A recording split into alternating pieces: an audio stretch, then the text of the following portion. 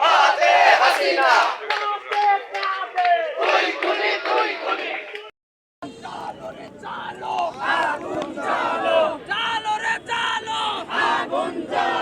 আমার ভাই কবরে খুনি কেন বাইরে আমার ভাই কবরে খুনি কেন বাইরে আমার বোন কবরে খুনি কেন বাইরে আমার বোন কবরে খুনি কেন বাইরে দিয়েছি তো রক্ত আরো দেব রক্ত রক্তের বন্যায় দেশে গলে অন্যায় এই action to action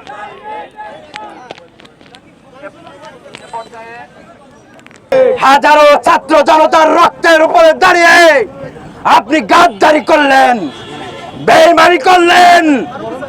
doctor Asif Nazrul আপনি বলেছিলেন, আহা আমি যদি মন্ত্রিত্বের স্বাদ গ্রহণ করতে পারতাম তাহলে দেখিয়ে দিতাম। আপনি দেখালেন, মূলা দেখালেন, কলা দেখালেন, ভালো কিছু দেখাতে পারলেন না।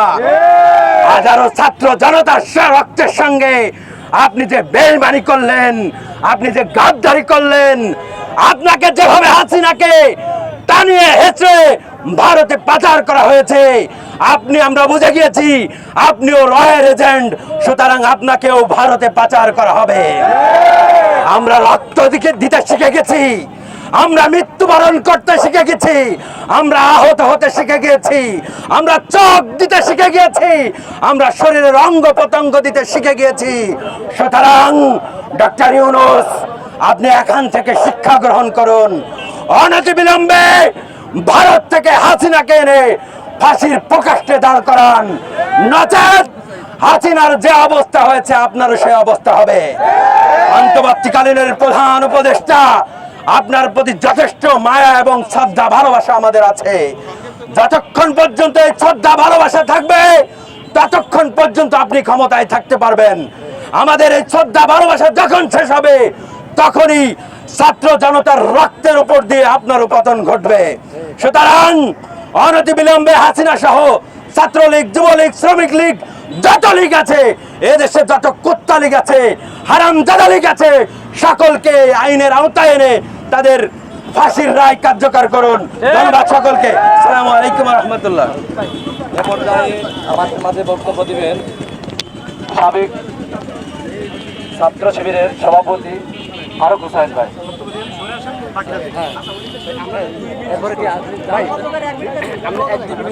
আসসালামু আলাইকুম ওয়া রাহমাতুল্লাহ। সংগ্রামী উপস্থিতি, আপনারা লক্ষ্য করেছেন বাংলাদেশে যারা স্বৈরাচারীর দোসর ছিল, যারা মানুষকে খুন করেছিল, আজকে তাদেরকে বাংলাদেশে স্বাধীনভাবে ঘুরতে ফিরতে দেখা যাচ্ছে।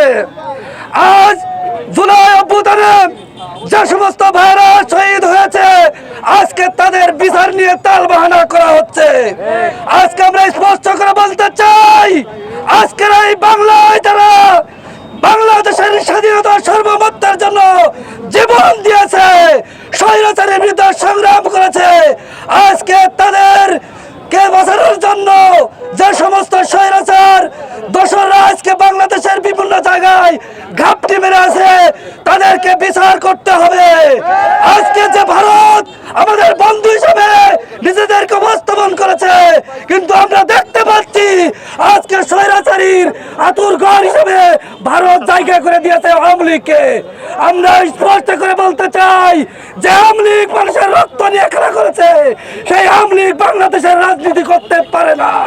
যে আওয়ামী লীগ বাংলাদেশের মানুষের সম্পদকে লুট করেছে, তাদেরকে এই বাংলায় রাজনীতি করতে দেওয়া হবে না। আজকে আওয়ামী লীগকে নিষিদ্ধ করার জোরদার দাবি জানিয়ে বাংলাদেশ জামাত ইসলামীর পক্ষ থেকে এই প্রোগ্রামকে সমর্থন জানিয়ে আমার কথা এখানে শেষ করছি। আসসালামু আলাইকুম।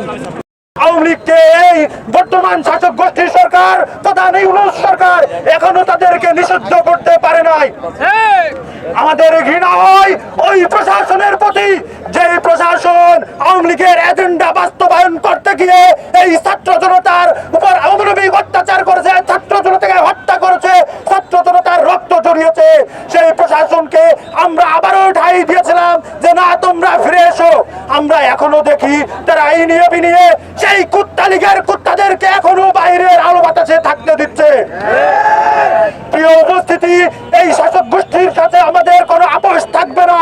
আমাদের দাবি একটাই, ওই স্বৈরাচার সংগঠন, ওই খুনি সংগঠন হাসিনা, ওই খুনি আওয়ামী লীগের পরিপূর্ণ নিষিদ্ধ না হওয়া পর্যন্ত এই রাজপথ ছেড়ে আমরা যাব না ইনশাল্লাহ।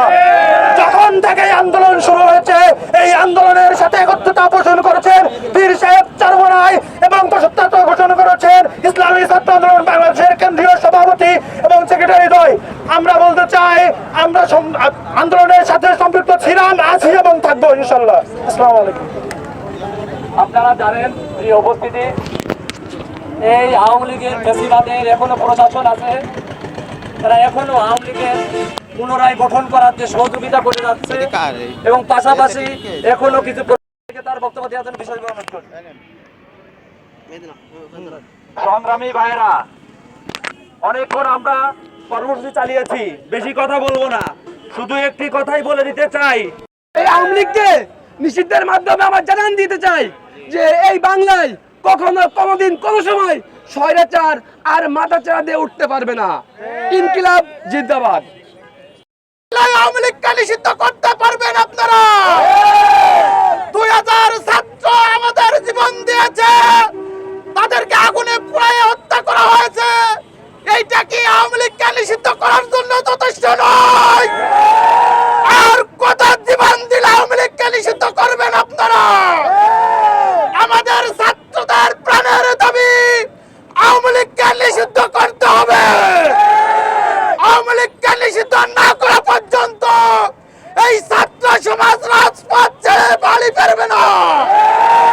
আমি প্রধান উপদেষ্টাকে বলতে চাই, যদি আমাদের এই দাবি অতি দ্রুত মেনে না নেন, তাহলে পুরো বাংলাদেশকে অচল করে দেওয়া হবে। আমি প্রধান উপদেষ্টার কাছে এই উদারত আহ্বান রেখে আমার কথা শেষ করছি। ধন্যবাদ সবাইকে। তাদেরকে আওয়ামী লীগকে এই সমস্ত কার্যক্রম দেখেও কি তাদেরকে নিষিদ্ধ করা যায় না? উপদেষ্টা মন্ডলীকে করতে হবে। আমাদের দ্বিতীয় দাবি হচ্ছে, আন্তর্জাতিক ট্রাইব্যুনালে আওয়ামী লীগ যে সমস্ত হত্যাযজ্ঞ ঘটিয়েছে তাদেরকে আন্তর্জাতিক ট্রাইব্যুনালের মাধ্যমে বিচার সংগঠিত করতে হবে। আমাদের সর্বশেষ দাবি সেটা হচ্ছে যে আমাদের এই 24-এর গণঅভ্যুত্থান, এই জুলাইয়ের সাংবিধানিক স্বীকৃতি দিতে হবে। আমাদের জুলাইয়ের স্বীকৃতি না নেওয়া পর্যন্ত, জুলাইয়ের ঘোষণাপত্র না আসা পর্যন্ত ছাত্র সমাজ, বাংলার জনগণ, বাংলাদেশের সাধারণ জনগণ, সর্বস্তরের জনগণ রাজপথ ছেড়ে যাবে না। দাবি আদায় না হওয়া পর্যন্ত আমরা মাঠে আছি, আমরা রাস্তায় থাকবো, রাজপথে থাকবো ইনশাল্লাহ। ইনকিলাব জিন্দাবাদ।